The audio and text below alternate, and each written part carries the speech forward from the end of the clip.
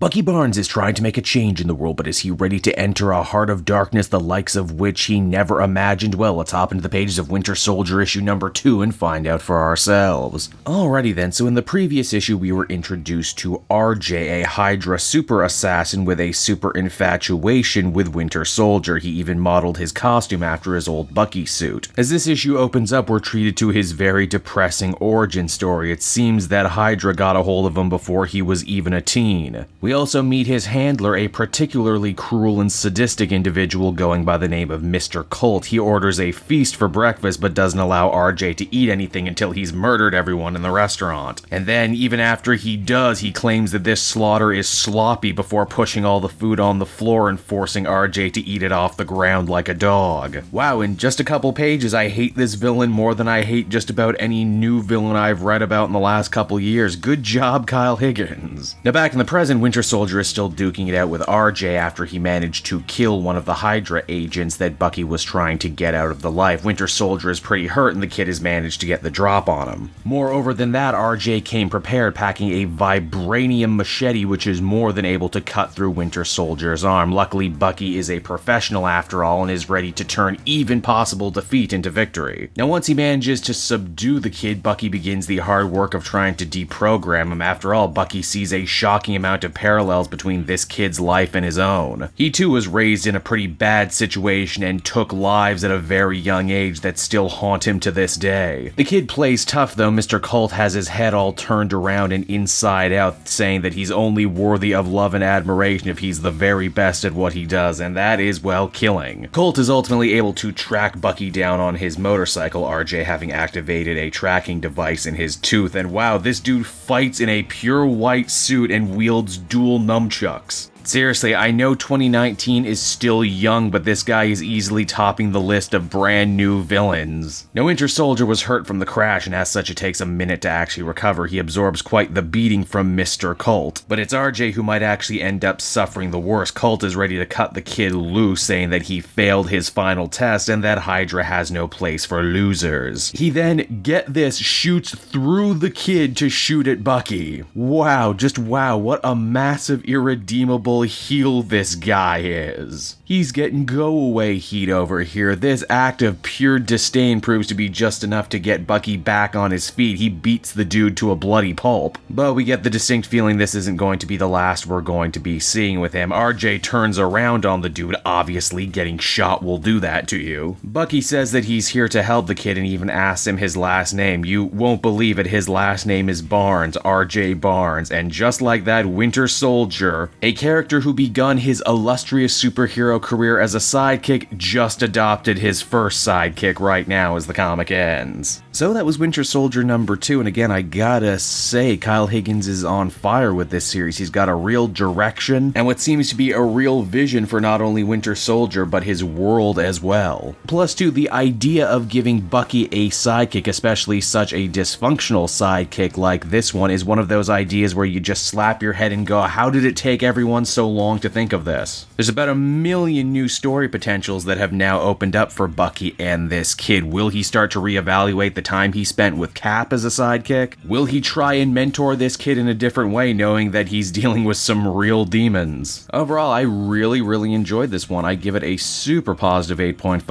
out of 10, and I cannot wait to see where this comic goes in the rest of 2019.